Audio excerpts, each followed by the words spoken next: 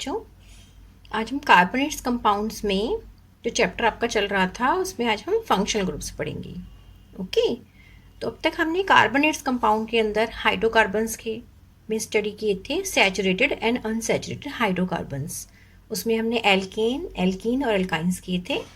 But today we will do the functional groups. Functional groups को study करने के लिए पहले पता होना चाहिए हमें कि ये चीज़ क्या है। ओके, तो look at the definition of it. Any group or an atom which make the carbon compound reactive. Any group or an atom which make the carbon compound reactive and decides its property. Means कोई भी ऐसा group या कोई भी ऐसा atom उस carbon compound में, carbon compound क्या, हाइड्रोकार्बन में, जो उसको रिएक्टिव बनाए और उसकी प्रॉपर्टी को डिसाइड करे, वो क्या होगा, फंक्शनल ग्रुप होगा। For example OH, CHO, C double bond O और X, any halogen, means alcoholic, aldehydic, keto और एनी हेलाइड। और भी बहुत सारे होते हैं पर अभी हम यही वाले डिस्कस करेंगे मेनली। ठीक है, तो ये फंक्शनल ग्रुप को हम जानने के लिए पहले हम हाइड्रोकार्बन के स्ट्रक्चर पे जाएंगे और वहां से हम सीखेंगे फंक्शनल ग्रुप कैसे किसी भी हाइड्रोकार्बन के अंदर आया। क्लियर? तो जनरल पहले बेस हमें पता होना चाहिए, उसके बाद ही हम आगे के कंपाउंड को स्टडी करेंगे। तो हमारे पास जो भी हाइड्रोकार्बन था तो हमने उसको एल्केन, सबसे पहले हम लेते हैं एल्केन। हम किसी भी हाइड्रोकार्बन को चेन की फॉर्म में दिखा रहे थे इस तरह से, ये हमने सीख लिया था।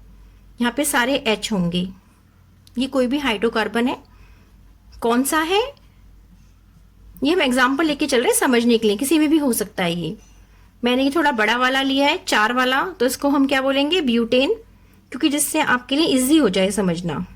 फाइन, नहीं तो हम सिंपलेस्ट से भी समझ सकते हैं, मीथेन वाले स्ट्रक्चर से। सॉरी, ब्यूटेन है ये आपका। तो ब्यूटेन में ये अगर कोई भी हाइड्रोजन, सपोज इस वाले हाइड्रोजन को, ये हाइड्रोजन तो क्या हुआ, माइनस हो गया और यहाँ पे कुछ और ग्रुप आ गया, तो वो जो ग्रुप आया in place of this hydrogen, कोई भी ग्रुप आ गया यहाँ पर, एनी ग्रुप, तो ये क्या बन गया, फंक्शनल ग्रुप बन गया। ओके, ये इसका फंक्शनल ग्रुप बन गया।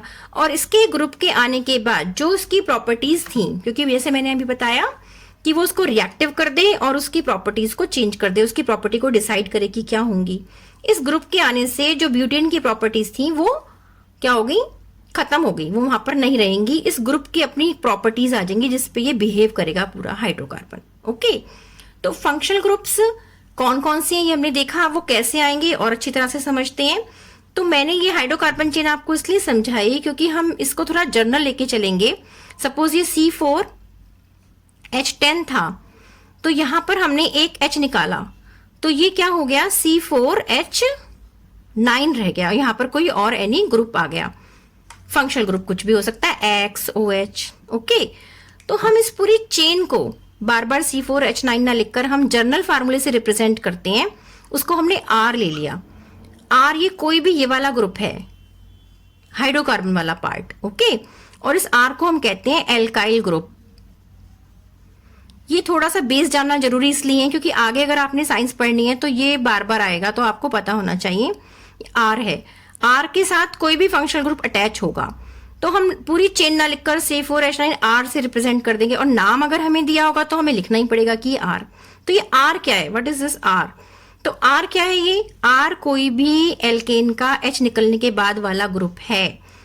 सपोज एल्केन को हमने RH से दिखाया, तो इसमें से जब ये H निकल गया, H निकलने के बाद इस पे कोई भी फंक्शनल ग्रुप आया तो ये फंक्शनल ग्रुप वाला कंपाउंड बन गया, and this R is what, alkyl group. Okay, और ये RH क्या था, एल्केन था। एल्केन से ही सारे डेरिवेटिव्स बनते चले जाते हैं। Getting my point? तो यहां पर आपका एग्जांपल लेके देख लेते हैं कि ऐसा कैसे हुआ।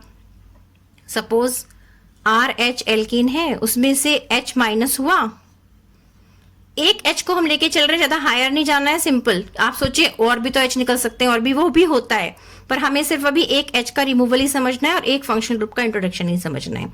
ठीक है, ज्यादा अगर क्यूरियोसिटी होगी तो आप हायर क्लासेस में समझेंगे, जब आप 11th-12th में लेंगे साइंस। तो यहाँ पर H निकला एक, और कोई भी ग्रुप आया सपोज प्लस OH हो गया, OH कोई ग्रुप है तो ये बन जाएगा ROH।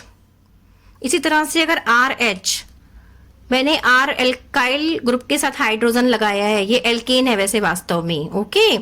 इसमें फिर से H माइनस हुआ और इसमें इंट्रोड्यूस हो गया कोई भी प्लस हुआ X कुछ भी हो सकता है, हेलोजन Cl, Br, आयोडीन, इनको हम हेलोजन्स कहते हैं, ठीक है। तो ये RCl या RI या RBr बन जाएगा, इस तरह से ये बन जाएगा। तो ये कंपाउंड चेंज हो गए, इस कंपाउंड से ये फंक्शनल ग्रुप्स आ गए, ओके। तो 2 एग्जाम्पल मैंने आपको समझाए। अब मैं आपको टेबल बना के बताती हूँ कि कैसे हम फंक्शनल ग्रुप्स लिखेंगे, उनके कंपाउंड लिखेंगे और उनकी नेमिंग करेंगे। तो first I am writing here the functional group, small में कर दिया मैंने, FG ले लिया इसको, यहाँ से क्लियर नहीं दिख रहा है, थोड़ा इधर से लिखते हैं। फंक्शनल ग्रुप का मतलब स्मॉल में लिख दिया FG, ठीक है। अब उसका नेम लिखूंगी मैं यहाँ पर, नेम ऑफ दैट ग्रुप, ठीक है। उसका जनरल फार्मूला लिखूंगी मैं, GF मीन जनरल फार्मूला। फिर हम उसके नाम लिखने में सफिक्स क्या लगाएंगे, मतलब नाम कैसे एंड करेंगे, फिर मैं उसका एक एग्जाम्पल लूंगी यहाँ पर। तो सपोज मैंने पहला फंक्शनल ग्रुप लिया एल्कोहल, ठीक है, ये फंक्शनल ग्रुप है। OH इसको सिंबल से डिनोट करेंगे, मतलब ये कहीं से जुड़ा हुआ है, ये चीज क्या है, माइनस का साइन नहीं है, ये बॉन्ड दिखा रहा है जिससे ये R से जुड़ेगा। इसका नेम हो गया एल्काइल एल्कोहल, क्या नाम हो गया इसका, एल्काइल एल्कोहल हो गया इसका नाम।